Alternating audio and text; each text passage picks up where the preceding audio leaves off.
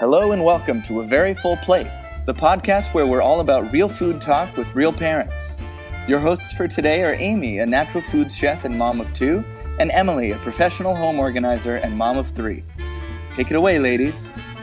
Hi friends, thanks for joining us. I'm your co-host Amy. I turn parents into kitchen ninjas to help them feed their families healthy food more often.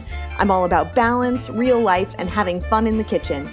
You can find me at cookingwithafullplate.com and my Facebook page of the same name. Hey guys, this is Emily. I'm a professional organizer who helps my clients simplify their lives so that they can experience harmony in their homes again. You can follow me on Facebook or Instagram or visit hallharmonyhomes.com. Come along with us while we celebrate our small victories and laugh at our challenges. And thank you so much for listening. Well, I am so excited to have Emily here with us today. Emily is, of course, or maybe not of course, because this is our first episode, so nobody knows. Nobody knows it. Emily is not of course, but to me, of course, the co-host of this podcast, A Very Full Plate, where we do real food talk with real parents.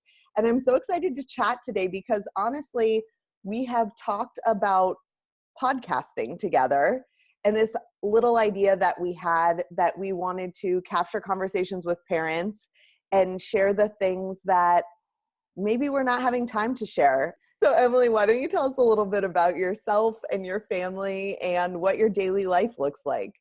Sure. So I have three little girls. They're 1, 3, and 5. We live out in New England. And I have my husband, Matt, and he works in elementary school. So he's actually home quite a bit, which is a huge help. And probably the only reason why we have 3 and not just 2, because it would be going crazy. And I'm a professional organizer. So that's what I do part-time when I'm not wrangling the kiddos. I basically do that nights and weekends.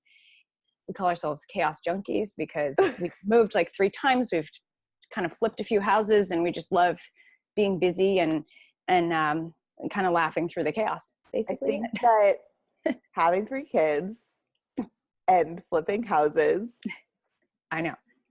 And everything else, anything else on top of that tells me that you guys are chaos junkies. I love that term. So you're chaos junkies and yet you still manage to make this healthy eating thing happen. So I want to dig more into that because I think chaos junkie or not, you do life and then you add a kid to your life. And in my experience, that's like chaos, whether you want it or not. Yeah, right. Yeah. And you know what? I think when you have the kids, you're like, it's already crazy. Why don't we do something interesting and challenging that's going to take up other mind space that's not just kids screaming and diapers and whatever. It's like, oh, at least we're going to see some instant gratification when we redo this wall. Right. I would love to hear how you describe the way that your family aspires to eat. And I always use aspire because I know, and I know you know, that everything with a family is aspiration. And we are not here to like talk about perfection, but rather the real life of trying to eat healthy amidst the entire other reality of what we have. So tell us about your family's eating style. Sure. So, I mean, if you're hearing all the crazy buzzwords of different styles of eating, there's so many different words. There's gluten-free, there's paleo, there's ketogenic, there's vegan and what have you. But we basically try to eat whole foods that include vegetables, fruits, nuts, because we don't have any allergies for that. Maybe some seeds, some healthy fats. And then we try to always eat grass-fed, grass-based meats, and we have chickens, which we eat their eggs. We feed them what we think we would want to ingest. And of course, that is difficult at times, but we've been able to, over the years, kind of develop some shortcuts and stuff. But we're basically, we work towards grain-free, but we're mostly gluten-free. Okay. So all gluten-free, mostly grain-free. So would you call your way of eating like paleo style, or? It's paleo mixed with the ketogenic in the sense that we're not fully ketogenic, but at times we may be in that state depending on what's going on with our lives. But the reason why I throw the ketogenic in is because we do eat some dairy and Okay. paleo is no dairy, but we don't eat as much sugars as you might find in paleo. If you're like, I'm paleo, but you happen to be eating extra fruits or whatever, you might still feel like I'm heavy on the sugars. But anyway, it's sort of this hybrid 80-20 rule. And there are times where we will accidentally eat gluten or whatever. So it's not perfect, but I try to keep the in the home strict, because when we get outside the home, it can be really hard to stick to it. So yeah, I love that. Like, control what you can and let go of what you can't, which exactly. I think is a fantastic metaphor for being a parent in general. Yeah, exactly. So can you give us a quick rundown of what ketogenic encompasses? And I'm also super curious to hear how that impacts the way that you feed your girls. Sure. So the person who is most ketogenic in our family is my husband. And it basically means you lead with a lot of healthy fats. So that could come in the form of meats, that could come in the form of avocados, that could come in the form of coconut oil, and lots of veggies. And then your secondary product is protein. And then you have basically only a few hundred carbs a day.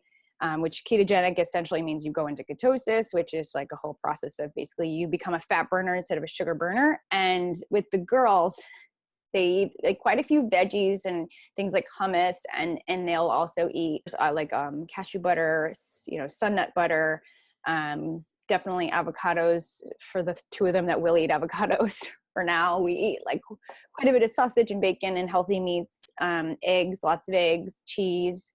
So kids, though, I do find burn through sugars and carbs faster. And they do require it because they're growing. So I don't really, unless my kid had a medical reason, I don't really push the ketogenic. They're more of a paleo. But one of my kids, I try to keep low sugar because of some other concerns that she has. I do find that I start my kids with more of a protein breakfast, and it keeps them satiated for a little longer, so they're not hungry at 9:30 for a snack. And just being able to fill yourself for a long time means like less decision making for eating later, which is like if we get them to eat like a really good like sausage egg breakfast, with some salt and cheese, and they have their little juice or whatever with vitamins in it, they're less likely to be like, now I want pretzels, and now I want this, and now I want that. And so it's less of me going, what am I going to feed them next? I love that. One of the things I often say to people I'm working with is, I would love to help you get your food so down that you don't have to think about food as much. Yeah. Because to me, and I know in my life, I'm thinking about food all the time. Yeah. Let's be honest, most of the food you're thinking about as a parent is like, oh, dang it, this kid needs to eat again. Yeah. I know. It's like I have in this pantry to feed them. It's so funny you say that. When my husband's home in the summer, you would think, oh my God, you're so lucky your husband's home in the summer. And it is great, except the kids behave so much worse when we're both home and there's no plan. It's like, oh. So glad it's not just me. So the funny thing is, we joke that in the summer, it's so hectic in the morning with breakfast. And we're like, chaos. And everyone's like, what are you so stressed about? We're like, we're just preparing for the next meal. Literally just trying to fill time until lunch and then fill time until dinner. And it's kind of sad. Also funny. Sometimes our days are like, how do we fill time before we eat again? And then what are we going to eat when we get there? And then have I prepared the meal that's next? Absolutely. So feeding 3 growing girls, a ketogenic husband, and yourself, who I presume needs to eat also. Mm-hmm. So what is your superpower when it comes to feeding your family healthy food? I think I was really lucky to have hit my journey of health when they were young enough to make impressions on them. I sympathize with people who maybe didn't have a why or didn't have a reason to be super strict when their kids were young, and now they're thinking, how do I change them? And they're in elementary school. So for me, I do feel a little fortunate that everything happened so I could feed them young and their palates kind of got used to that. But secondarily, I have a lot of stamina with being like, no, you need to eat that. I try to give them a little control because I don't want it to be a fight. I don't want them to fight food, but I'm very big about, we're going to sit down and talk about how food is fuel. It's fun second and fuel first. So I think having the stamina to be like, oh, I'm not just going to give in has helped because I am home. I'm not doing just the rush of like 6 p.m. I just got home from work. So for me, my superpower is being able to wait them out or being able to explain to them, like, this is what you're eating. I love that. I want to stop you there because I want to dig more into that because I know I'm not the only one who's curious about what that looks like. Yeah. I often feel like what I lack is the stamina to have the conversation, and I'm just like, fine. So can you like role play for us? What does that sound like? And maybe even more importantly, as a parent, like what space do you go to in your head to like get the patience? And how long do you wait? This is what I need to know. How long am I supposed to wait? I think I've been able to, since I was a kid, I was just like an observant person. So I've been able to observe like what motivates each of my kids. So my oldest is motivated by dessert. She just is. And I've read so many times, like, don't have them earn dessert, whatever. Those people are not in my house dealing with this. So if I'm like, listen, you need to gag down these 5 bites of broccoli if you want X dessert. Her love language is gifts, right? So for her, it's like, I'm giving you some control to pick out something to have, like applesauce or whatever it is. So for her, I can negotiate. She's like a negotiator. And she's definitely the pickiest. The oldest is the pickiest. And because she's a little bit older and she's among her friends. So she's the pickiest. My middle child is a really good eater, and I'm lucky because she's a sensory craver, so she just loves like to eat a lot of stuff. And so I'm not super mad at her when she's like, I don't really like dinner, because she'll eat the other meals. And sometimes I'm like, kids eat so much better when there's only 2 big meals, because if I feed them a big lunch, a big breakfast, a big lunch, and then dinner comes around, they're usually like, I don't want to eat this. But if they're hungry enough, they eat it. Like, there's no argument. Now, my youngest is the pickiest. She's 1. She wants to eat bread, cheese, and yogurt all day long. Yeah, me too. So sometimes she eats frozen peas, rice, and like a couple bites of whatever that, meat or whatever. And I'm like, it's fine. I can't pick that battle with her. I don't know. I guess I just get to know each of their styles and how they're motivated. And I think the younger ones, it's harder. They're not going to have more than 5 seconds of attention span to have the argument, but the 5-year-old and the 3-year-old, I can kind of talk them through it. Yeah, I love the idea of what you're saying, which is like knowing your kids too, that healthy eating doesn't look the same to everyone, right? Kind of the premise of this entire show. Right. So I hope that that's true. But also good eating in terms of like what we as parents define as like, so-and-so had a good day of eating might look different child by child. And I love the idea of honoring that. I also have a dessert motivated kid and we do the same amounts of desserts. And I equally have read all of the things about don't motivate your kids with desserts, but I just think as humans, we're kind of wired for enjoying sweets. And I love the idea that maybe it's not even the food itself, but that there's some underlying, like, I love getting gifts. Like, it makes me feel good that you gave me this thing. And so I'm motivated not so much by the sugar, which is what I often get in my mom guilt headspace about. Yeah. And instead I'm motivated by this, like, you have honored my hard work by giving me this thing that I value. Exactly. And for my kid who's super visual, sometimes she literally doesn't like the looks of the meal. And I'm like, so she asked us to make her a line. Like, make me a line, and then I know how much I have to eat every day. Can you make me a line?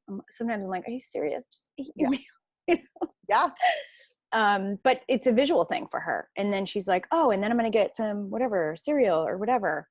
So I'll share a link to this in our show notes when we have such a thing. But one of the things that we have done, because my son is like big on, I don't want my food to touch, and I need to know how much I need to eat to get this thing. Yeah. There's this product called Dinner Winner. It's basically a plate that looks like a game board, and it has that's cool. Maybe 10 little slots. They're like little 1-inch squares or something. And then at the end there's a dessert space that says finish, like a board game, and it has a cover on it. Yeah, sometimes you need to just simplify it like that. Like, there's no negotiation, just it's fine. Yes, absolutely. Yeah. So one of the things that you've mentioned a couple times that we haven't dug into yet, but I know that I'm curious about, and our listeners will be too, is you mentioned that you had a couple of reasons for making this change in the way that your family eats. Yep. Would you mind digging in a little bit more and letting us know what those reasons were and how they serve to keep you motivated in the day-to-day grittiness of getting food on the table? Yeah. So there were lots of reasons why we started eating healthier. I've always been sort of like, let's eat healthy, but we didn't really know what we were doing. And then when my husband, he got diagnosed with Hashimoto's thyroiditis, which is basically like a hypothyroid where it's an autoimmune condition. And he was a pretty healthy person. Like, he was a triathlete. We didn't really eat a lot of junk. But he always kind of had extra weight on him that it would like drove him crazy, but he didn't really have any other symptoms. So he got this blood work that was like, you have this, and now you have to go on this medication, and that's it. And eventually your thyroid's going to fall out or whatever. It's going to fail and we'll take it out. And they were like, we'll just do surgery. It'll be fine. And he was so uncomfortable with that. But for 5 years he was on the medication, and whatever, it was okay. He didn't really see any side effects at the time, but it just drove him nuts that he was on medication. So I see a chiropractor, and he was like, listen, if you want some advice, he needs to try a different, like an anti-inflammatory diet, which is basically paleo or low sugar as well, to try and remove, some of the processed stuff out of his body so his body stops fighting itself. So without getting too technical, he went and saw a naturopath, and, he was basically like, yeah, follow this diet. Let's do some supplements just to help detox you at first. And we'll see if we can get your numbers better. And see what we can do. So long and short of it was about a year of him being dedicated, not knowing whether it was going to work.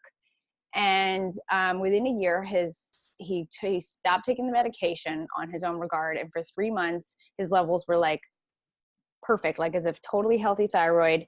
His doctor actually was stumped. He was like, I don't understand what happened. Like, did I diagnose you correctly? He questioned his own diagnosis, and my husband's like, no, this is what I did. I fixed it. And he's like, I'm sorry, I don't. He was like, he's like, I don't want to say you're totally healed. I can't really say that, but you don't really have to come back to me again. You don't have to take the medication. It's as if it's as if Hashimoto's was never in your body. Wow. So huge gratification, but it took literally a year and a half to 2 years because we don't know how long this was developing. So I said, fine, we'll do this. We'll eat this way. It's definitely expensive, but we're going to do it. If this is important to you, who knows? One autoimmune disease often leads to another. So this could be saving you from further pain in life.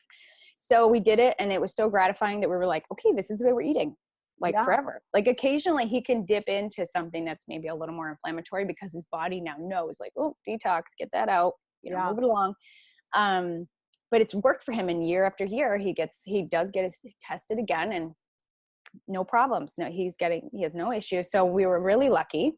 That's amazing. I feel like that's a huge source of motivation, especially in the day to day when it's hard to get any food on the table, let alone really good food on the table. But to have that in the back of your mind must be a really powerful motivator for him and for your family in general. Yeah. Yeah. And you know what? I do feel like I'm glad we have it, because how easy would it be to be like, and while we were doing that, we noticed the behavior of the children changed, because I was like, I'm only buying one grocery, shopping list. Like I still buy them their little snackies and whatever. And plus I thought, well, if this is healthier and keeps inflammation out of your body, it's gotta be pretty good for the kids. So we kept it with the kids. And then over time we learned more about our middle daughter has sensory processing issues. Mm-hmm. And the more we learned about that, the more it was like best to keep her on a more of a ketogenic diet where her brain can function properly. It has plenty of healthy fats for her brain to function. The sugar highs and the sugar lows won't be part of her meltdowns. Can I stop you there? Because I want to know more about if she needs to eat differently. You were talking earlier about honoring your different kids' personalities in the way that you work with them with food. What about when one kid has different dietary needs than others? What does that look like in terms of kid dynamic in your house? Well, up until recently, it was like I would let my oldest kind of sneak gluten. Like she'd be like, I just really want goldfish. And it's not in I don't buy it, but let's say we go to like an event and there's goldfish and I'm like, oh no. You know what I mean? Because my middle daughter will be like, oh, the only thing with gluten, let me just shove it all in my mouth. Yes, they have a knack for that, right? By the way, so do I. I know. Oh, look at this pantry full of all these healthy things. Wait, Costco-sized box of goldfish, which we almost always have if my husband has been shopping.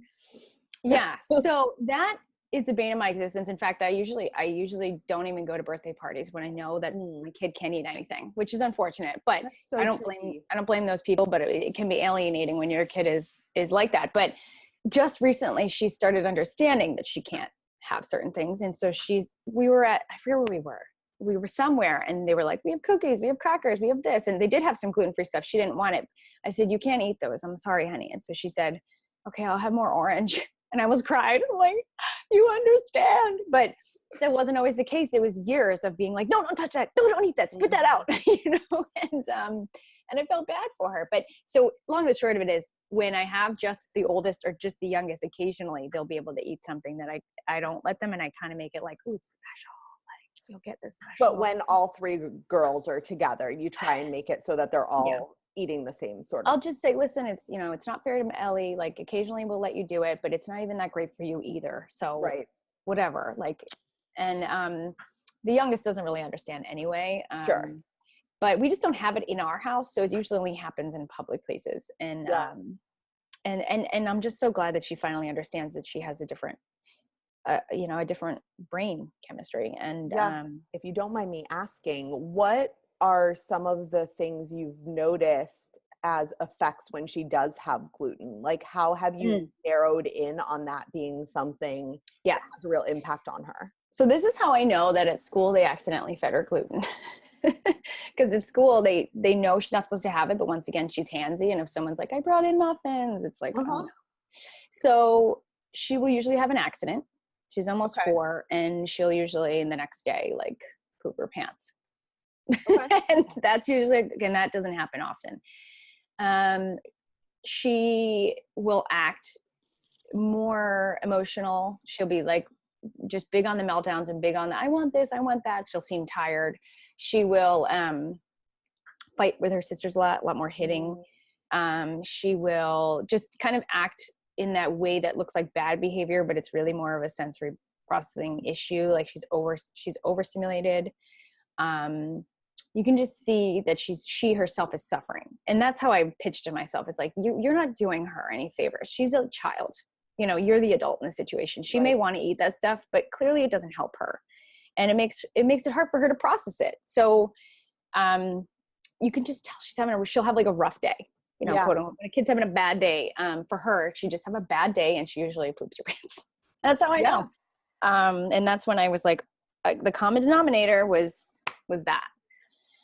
I think that must be so challenging to stand your ground on. So kudos to you, Mama, for not only figuring it out, but standing your ground, but also how powerful to know that so early. I think that so many of us go through our lives with things that aren't serving us. Yes. Right? Things could be so broad. So like food habits that aren't serving us. And we don't get to the root of them until much later in our lives. You're like 25 and you're like, I can't have dairy. It turns out I'm lactose intolerant. I had no idea. I thought I was just going to be bloated my whole life. Right. Exactly. And so for you to know, to take enough time to observe that, and then to work with her on learning that from the get-go, that's really cool. Yeah. Thank you for sharing that. Thanks. Well, thanks for the kudos. I mean, honestly, I think I got used to this idea of like, well, let's just try. Because when I was nursing, my kids couldn't handle dairy. Mm-hmm. So, I always thought, oh my God, I'm never going to eat cheese for a year. Are you kidding me? No. But I thought, let me give it 3 days. And when my kids were sleeping after 3 days, I was like, okay, I can give up cheese for a little while to get sleep or whatever it is. So I always take it in increments. Like if you're thinking, my kid, I don't know if there's an issue with them, but you're like, let me just give it a few days. Let's just survive 3 days without either grains or dairy or something. There's something you're testing. You get that gratification. You start to go, maybe there's something here. And that's I love that idea of take it in increments. Yeah. I think that so many people that I talk about with lifestyle change, especially when it comes to food, are like, I can't never have that again. And I agree. I'm the same way. Like, I can't never have sugar again, right? Like, so daunting.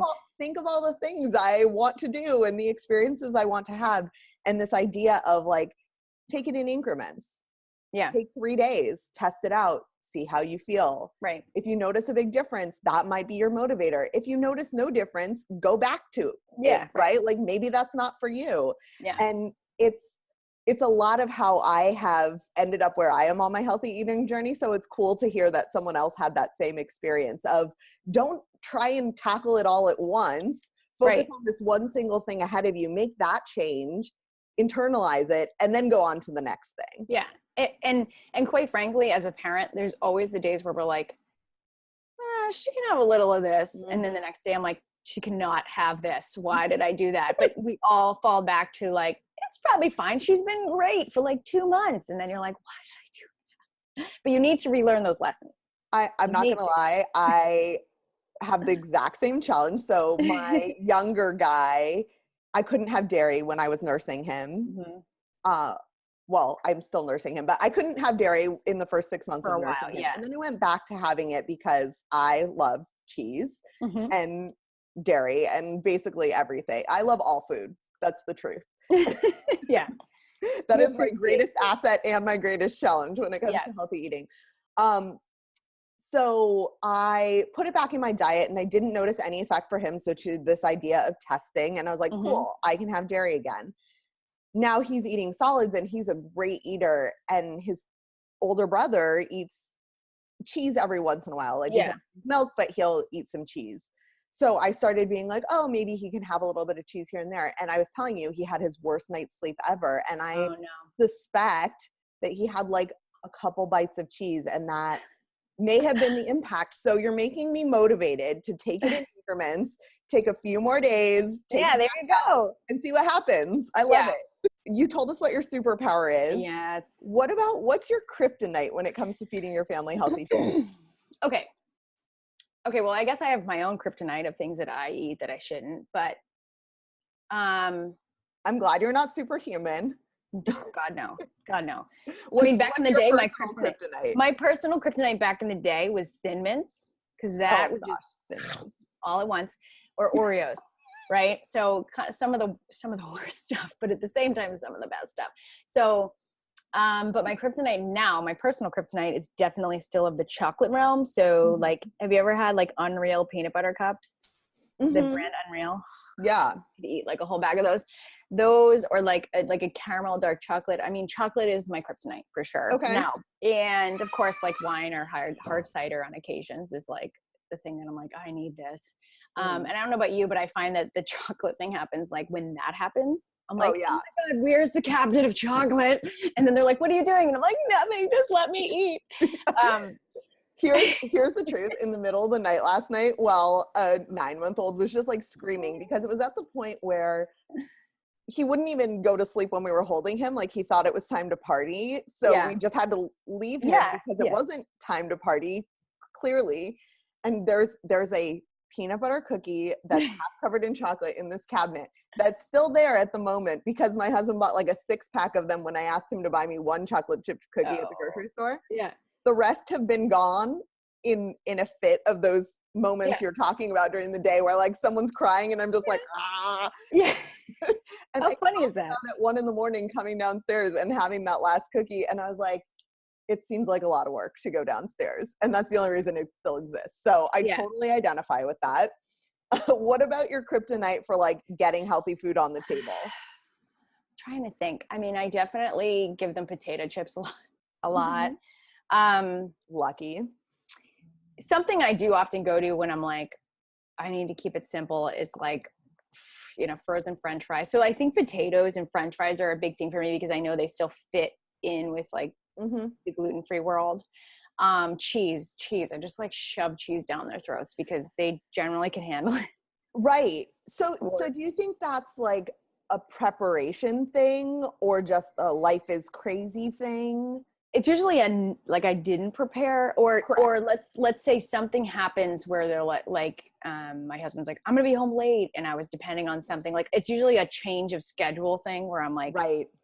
Or it was like errands all day, and maybe part of that was grocery shopping. I usually plan like my grocery shopping day. There's no prep for like time to prep, so that's the day I usually am like, okay, sausages and French fries with salad, and this is all I can handle. Is usually, that like the college version of laundry day? I think so. I feel like I'm in my pajamas. As a parent, you're like, sorry, it's grocery day. Yeah, sorry, it's laundry. You can eat these crumbs that I found under the couch. And that's dinner tonight. Or like, if I'm really good, maybe I'll have something in the freezer I can pull out. But half the time I'm like, when did I make this? Can I still eat it? But I'm finally starting to label things. But Labeling. That's a real thing. I yeah, teach labeling and I still have unlabeled things in my fridge. I know. Why is it so hard? And then it goes to waste. But I do find that if someone's sick or I'm not feeling well, that's when I'm like, oh God, what's my go-to? And sometimes I'll just be like, Matt, you're cooking. Sorry. And I don't know how chaotic it's going to be, but and luckily he's home for dinner. So that's a whole other level of like stress for other people. So I'm super curious about this. This is one of the things I want to know about our guests, and part of the impetus for this show is, what do the food responsibilities look like in your house, in your marriage? So I cook, I plan and prep. Okay. He will cook if I ask him to. Okay. But quite frankly, he's better at occupying the kids for the most part, except for that. 100%. Because he likes to play. Mm-hmm. And I get really like, oh, I need to be cleaning that while I'm watching them play. Same. But so he can cook. And by the end of the week, I'm like, can you just cook? I just want to sit on this couch. So will he then be cooking things that you planned? Yeah. Okay. Unless I'm like, you do it. I don't know. I'm so done. You know what I mean? Mm-hmm. This is something that I'm not very good at. So how do you delegate that? Like, honey, I need you to cook tonight. Tell me what that conversation sounds like so that I can copy it. Well, you know what? Early on in our marriage, we would hover and be like, you're not cooking that right. No, that's not what I meant. You know what I mean? Or what is that? Oh God. I don't think anyone's going to eat it. This is the problem we have. Greg will come up with an idea and I'll be like, that sounds awesome, but you should do it this way with like quinoa instead of white rice. And I make all these changes and he's like, why'd you ask me to cook then? Yeah. It's exactly. like when my husband's like, I'm like, what do you think about this? And he's like, this. And I'm like, that's not what I thought. And he's like, well, why'd you ask my opinion? You didn't really want to know what I had to say unless I agreed with you. Right. So don't hover is your number one tip. Yeah, I don't hover. Sometimes I question the quality of the meat. I'm like, did you cook this all the way? That's still my that's still a problem I have where I'm like, is this fish all the way cooked? Because I'm so paranoid, you know? So, cause there have been times where my kid's like gnawing on a raw bone and I'm like, Dad, that's raw chicken. That's okay. We'll see how that goes. But since then we've kind of hashed out that I just don't say anything. And I'm like, Emil, you made it. Fine, whatever. I didn't make it. But I almost always do the cleanup because he just hates it so much. I mean, if I asked him to, he'd do it, but then he'd be like, I don't want it. Right. And I'd be like, worth the battle. Yes. I think that there's two important lessons in there. The first one is this, like, it's something I've really done with parenting, which is if you want your partner to be involved, you need to not be involved with your partner being involved. And so, not even when it comes to food specifically, but just like in general, I'm like, that sounds awesome. You guys should do that together. Yes. Go along now. Tell me how it goes. Sort of like shut it down because I have like the ultimate trust in that my husband has our kids' best interests in mind and is always going to keep them safe. And I realized that like anything above and beyond that is just me putting my own parenting style on him, which by the way, I'm not a perfect parent. So why does he need my style? One. And then the other thing that you said was like, I could get him to clean up, but he hates it so much. It's not even worth it. And I think that that's like such a good lesson in choosing your battles. Like, this really bothers you and it doesn't bother me that much. So I'm going to be the owner of it. And that's actually like in our family, how we've divided the cooking. It feels very, like not modern day woman to be like, I do all of the planning and cooking in our house. And frankly, I do a lot of the cleanup, though he's better at it than I am, but I'm just there in the kitchen. So I try to do as much as I can. And then on the other hand, it feels like, well, you just have to be honest about what's going on in your marriage and what your strengths are. And by the way, I think about food all the time. I do it as my career. Like, it's sort of ridiculous to expect someone else to jump in and do what you do. Yeah. And I think part of it is when you maybe have your first kid or whatever, you're still really trying to relinquish control of the situation. And then you get to a point where you're like, I will hire anyone who's safe to babysit my children so I can just get out of here for 5 minutes. Like, I want them alive you know, like, and you That's just true. realize you need your sanity more than you need your child to eat X snack instead of Y snack. And that's okay. Yeah. You Yeah. know? I have a motto for this year that is some variation depending on the day on progress, not perfection. Yes. And I think that applies to food, and I know it applies to parenting, and it applies to business, and it applies to all of these things. But like, it certainly applies to this healthy eating space, which is like, I'm not going to drive myself crazy over all of the details of this. Mm-hmm. I'm going to do my best, and that's going to be like good enough. Yeah. And I'm not going to stress myself about being perfect, because frankly, like, especially when it comes to if health is your goal, stress is like such a huge contributor to bad health. And it's like, you're actually not serving yourself by spending all this time trying to be perfect and adding stress to your life. Exactly. I agree. I 100% agree. You have to balance when it comes to healthy eating, there's the cooking and meal prep stress and the cleanup. There's the stress of the financial, right? Because it's expensive in most cases. And then there's the stress of just all the outside factors that affect your ability to do those things. Yeah. And so you have to really find like a harmony, you know, because balance is really hard to do, but harmony is like, okay, I need to like, just everything needs to work well together. I think harmony over balance is like such an interesting way to think of it, right? Which is that it's not all going to be balanced, and everyone's not going to share every task, and you guys are going to do things all exactly orchestrated. But how can you find the harmony where it doesn't become like another thing to figure out on your plate? It's part of why we came up with this name for the podcast, A Very Full Plate, because it's like, I hope you have a full plate of healthy food. And by the way, I know you've got a really full plate as a parent. Like, whatever those factors are. Yeah. I think, and like you were saying, like in our marriage, we've really nailed down like the parts we play, and there's no resentment built behind it. The parts we play is, I prefer to control what they're eating and how they're eating it. So most of the time I do it. And that's because it's me. It's not that he's not willing. Right. It's that I'm like, I'm going to choose. I know what I bought, first of all. I know what I plan to cook. So occasionally I'd be like, here are the 3 things, just cook them. And that's simple. It's like Brussels sprouts, rice, and ribs or whatever. And he knows how to cook them, right? So for me, it's like, I prefer to do those things, even though sometimes I'm like, I can't believe I have to do all this. It's like, well, that's not fair. If I'm going to be like, I want it to be this way and I want it to be my way, but you have to do it, that's not fair. And then also, he's the guy who, like, when the plumbing breaks, he takes over. So it's like, you know, that's just our dynamic. That's how it works. He knows how to fix that. I have no idea how to fix that. Right. And we've had a lot of, you know, arguments over that. Don't get me wrong. Like, oh, well, why don't you help me with this? And it's like, well, because I was doing this. And I'm like, okay, fair enough. You know? Yeah. So one of the things you mentioned is things getting expensive. And when we created our list of questions that we want to ask to our guests, we put down, what's your average grocery budget per week? Which makes me cringe because I don't want to have to share it, but I'm going to be brave and ask you and let you share first. And then next time I'll share. I'm going to air my dirty laundry because I think it's important for people to know. Because when I see people say like, it's so expensive to eat healthy, I'm like, yes, it absolutely is. I do not disagree.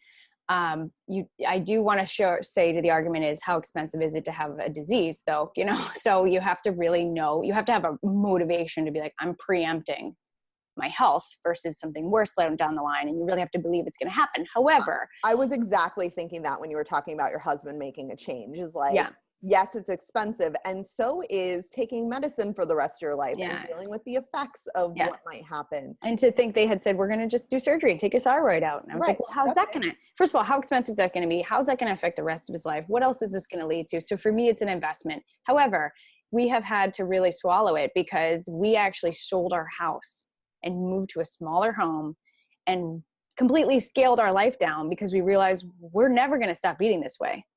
So we had to reevaluate our entire financial situation to say like, this isn't going to change and our children are only going to get hungrier as they get older. So, and we didn't want to change our lifestyle as far as our work-life balance. So what were we going to do? And so we did that. And weekly, this includes like toiletries, cleaning supplies, you know, natural like deodorant and all that stuff. Everything you buy at the grocery store. Yeah, exactly. Weekly, we have budgeted like $300 a week. But Wow. to be honest with you, we more spend like four, depending on if it's like Christmas time and you're like, I'm going to make this and that. And then you're like $500 later, you're like, I just spent $500 at the grocery store for 1 week. So, I mean, we fluctuate between probably per month, $1,500 to $2,000. And clearly we live in New England, which is kind of expensive, sort of out like near you. But it's because we don't go out to eat really. Like, so there's no other like bill of food. Like occasionally we'll get Thai food or something, but it's super expensive. I mean, it's basically like another mortgage. But what I've learned also recently is that historically food has never been cheaper in relation to your income than it is now in this modern day society. It's just that we also now have like car insurance and student loans and this and that and keeping up with the Joneses. And so we say it's expensive to eat, but back in the day, you basically paid your house, which sometimes was paid off, and you paid to feed your children. And everything else was kind of like, oh, we got a car, but we paid it off. And now we have all these other bigger bills that make us feel like food is super expensive. Yeah. Well, thank you for your bravery and your honesty in sharing that. I know it's not easy because I already feel the tension of sharing it, but I love what you said, which is we realized we were always going to eat this way. Yeah. And so we made decisions so that we could make it happen. Yeah. And I really identify with that because I often feel like we have a generous food budget and yet I'm always like fighting against it. Like, oh gosh, like we spent too much on this or we did too much of that. But we absolutely have other places in our lives that I recognize that we could cut back to give a little bit more breathing space to our food budget specifically. And you're motivating me to think more carefully about that because you're absolutely right. It's one of the best investments that you can make in my book. And I love that idea of like, we weren't going to change our lives in terms of like work-life balance and the way that our family dynamic is, but we knew that we needed this money to live healthy. And you have 3 growing girls. That's not cheap. I should say that, you know, I have a 3-year-old, but he's such a small eater that I feel like he didn't really impact our food budget when he joined our family. And now I've got this 9-month-old who just eats everything. Like he'll eat a carton of blackberries in one sitting, which are not cheap in the middle of the winter. And by the way, I never used to buy blackberries in the middle of winter.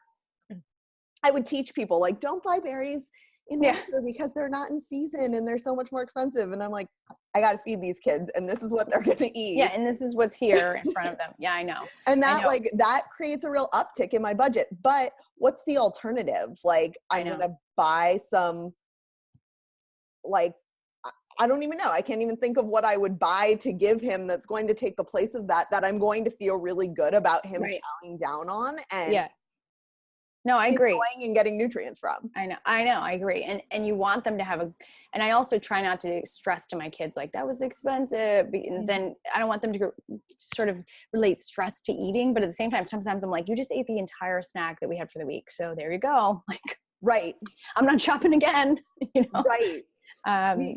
We've been talking a lot about natural consequences in our house. So not the kind of consequences that I, as your mom, impose upon you, but like yesterday there was a total craft disaster in the living room, which by the way is partly my fault because why was he doing crafts in the middle of our family room? That's right. And then his little brother woke up and there were tiny cuts of paper everywhere.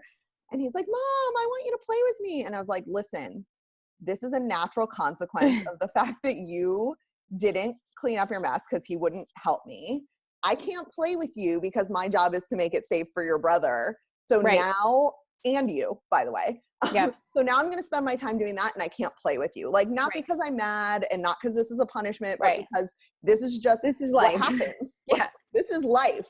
Yeah. And I think you're right. Like there's something important there around natural consequences with food too, which is not ever like shame or guilt or like you said, stress around cost of things, but really this like, you can eat all of this snack now, but we don't have any more of that snack. It doesn't magically appear. There's not a fairy and there's not an endless supply of all of these things. So now you get to eat carrots as your snack, right? Like, like, and I'll say to my daughter before she'll like, can I have juice again today? And I'm like, if you have juice again today, you're not going to have it tomorrow because I'm not shopping until Wednesday or whatever. And she'll be like, okay, I'll have a seltzer or something. And so she's older, right, where she can Right. rationalize that. But I try really hard. And it's almost like a blessing to be on a strict budget, because if you're not, you're like, why not? Just give them what they want. It's fine. Mhm. Like, you want to give your kids what you can. You want to give to your kids. That's your love in some ways.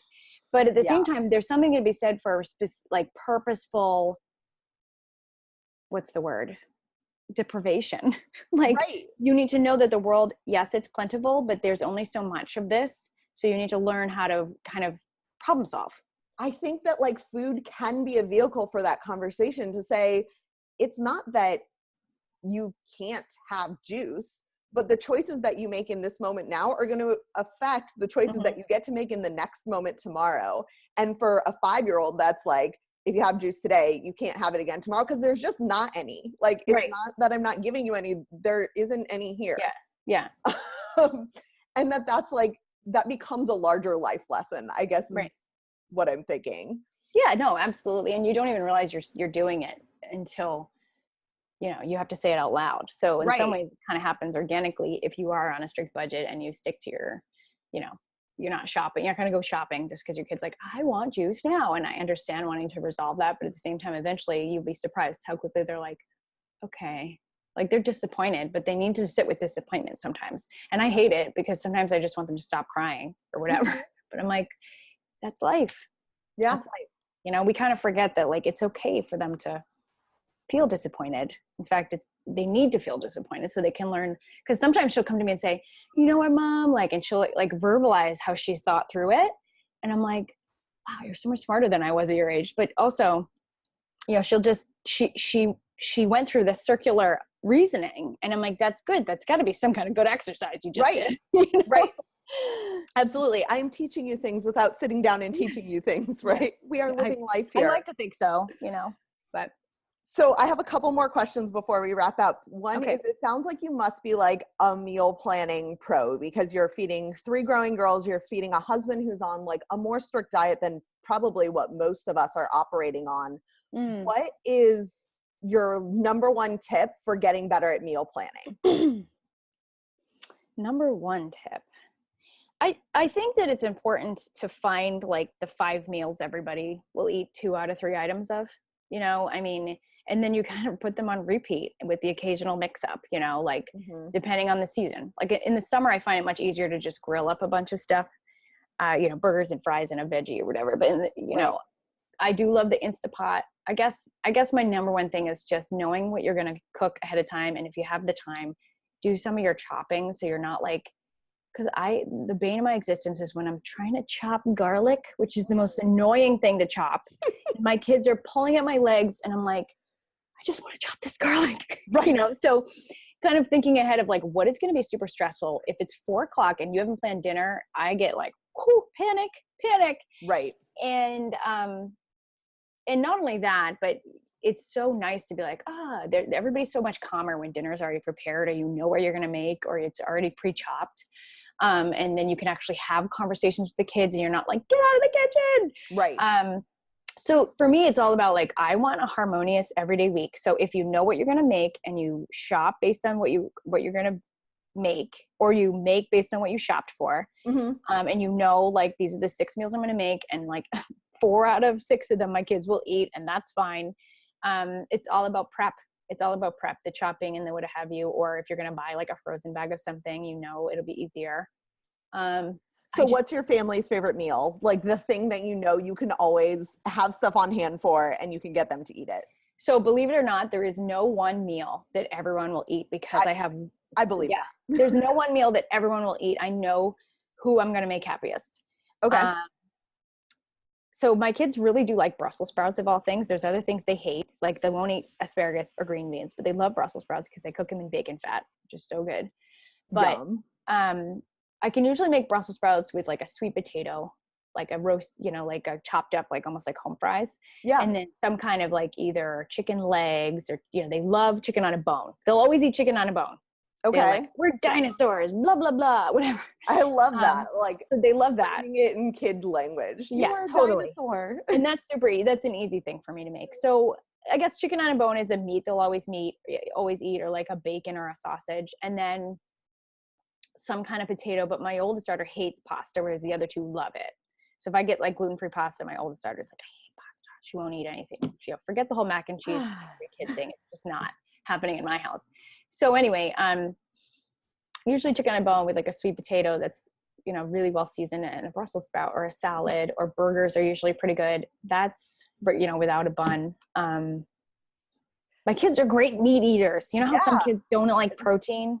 You know, it's awesome because what you're describing is something that I really identify with, which is this idea of like something that's tasty and something that's healthy, but not super complicated. Yeah, always very simple. Often when people come to me, they're like, what great ideas do you have for dinner? And I think they're searching for some like Pinterest perfect, fantastic weeknight dinner. And those might exist, and you might find ones that work for your family. But so often in my family, it's some amalgamation of things in like a stir fry that's not at all glamorous, and there's not really a recipe for, and you wouldn't serve it to guests.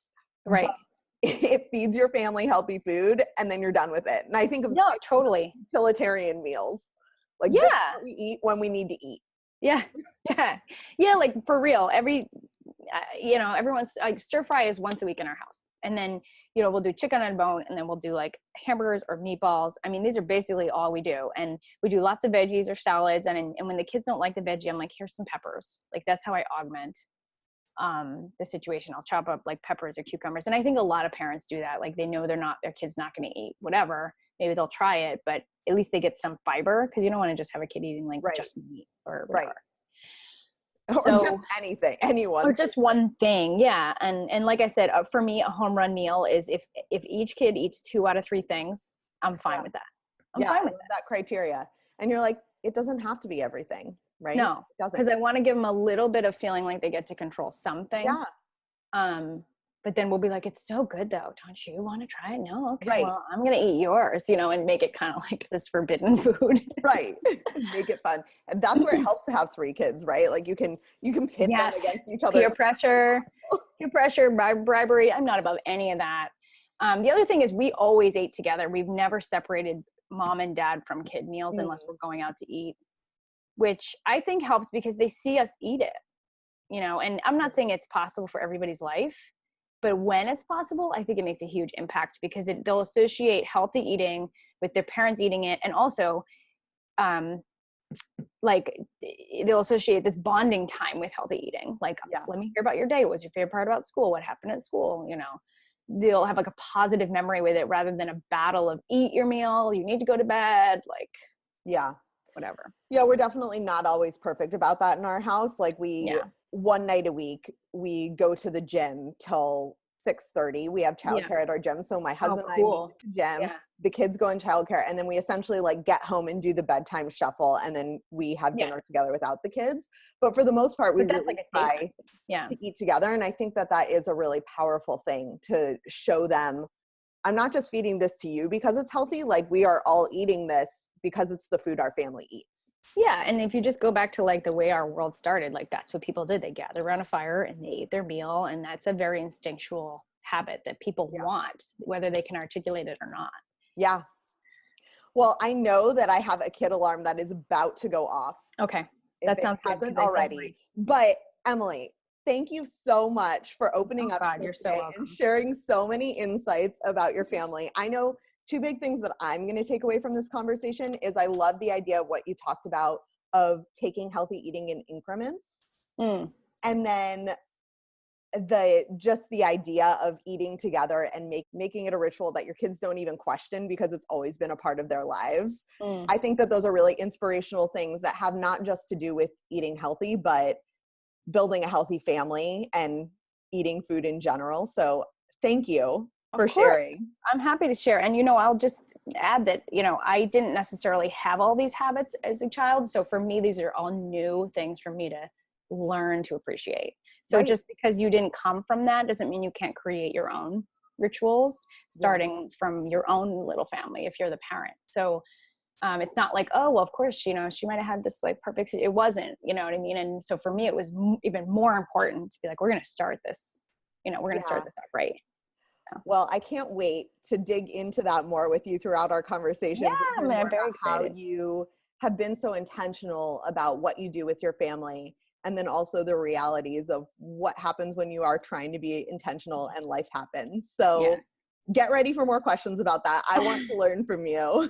Yeah, and I cannot wait to hear about yours, especially with your background in cooking. And I'm hoping to pick your brain for ideas.